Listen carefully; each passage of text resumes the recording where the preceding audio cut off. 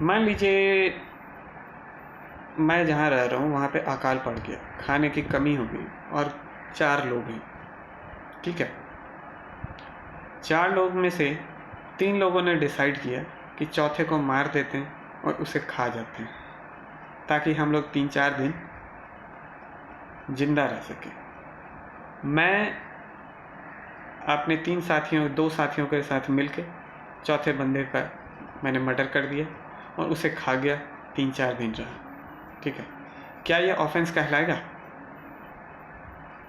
जी हाँ, ऑफेंस कहलाएगा, ठीक है। इसे कहते हैं डॉक्ट्रिन ऑफ सेल्फ प्रिजर्वेशन। कहा जाता है इस डॉक्ट्रिन के हिसाब से सभी को अपना ज़िंदगी जीने का पूरा अधिकार है। अपनी सुरक्षा के लिए उठाए गए कदम गैर कानूनी नहीं होते। लाइफ एंड लिबर्टी के लिए उनके लाइफ एंड लिबर्टी के लिए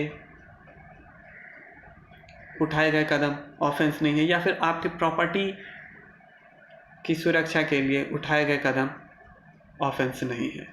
लेकिन इसका मतलब ये नहीं है कि आप कतई दूसरे की जान ले लें। अब आप कहेंगे कि ये सेल्फ डिफेंस में जान लेना क्या हो गया? तो डॉक्ट्रिन ऑफ सेल्फ प्रिजर्वेशन ये कहती है कि आप एमिनेंट थ्रेट अगर यदि आप फेस कर रहे हैं, आप ऐसा कर सकते हैं, वो भी रीजनेबल फोर्स का इस्तेमाल करने तक। राइट टू सेल्फ डिफेंस या फिर राइट टू जनरल डिफेंस या प्राइवेट डिफेंस जो BNS या फिर IPC में है, वो ये कॉन्सेप्ट कहता है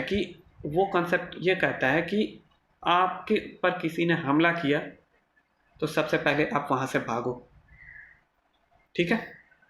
अगर यदि आपके पास भागने का नहीं है रास्ता और आपको लग रहा है कि सामने वाला मुझे मार ही देगा, या फिर आपको ऐसा डर लगा, इमिनेंट थ्रेट, तो फिर आप सेल्फ डिफेंस में उसकी जान ले सकते हो। लेकिन इसका मतलब ये नहीं है कि आपको पता है कि अगर यदि मैं कम इंटेंसिटी का वार करूंगा, पलटवार, थ्रेट दूर भाग जाएगा, लेकिन फिर भी वो मुझे मारने के लिए आया है और मेरे पास बचने का जगह नहीं है, तो मैंने जान से मार दिया। हाँ, अगर यदि आपके पास जान से मारने के अलावा कोई चांस नहीं है तो फिर आप सेल्फ डिफेंस का फ़ायदा उठा सकते हैं। लेकिन अगर यदि जान लेने के अलावा भी कोई दूसरा रास्ता है तो फिर आपको सेल्फ डिफेंस का बेनिफिट नहीं मिलेगा। और यही चीज़ है डॉक्ट्रिन ऑफ सेल्फ प्रिजर्वेशन कहता है कि चाहे कुछ भी हो जाए, आपको जान लेने का अधिकार नहीं है। That's it.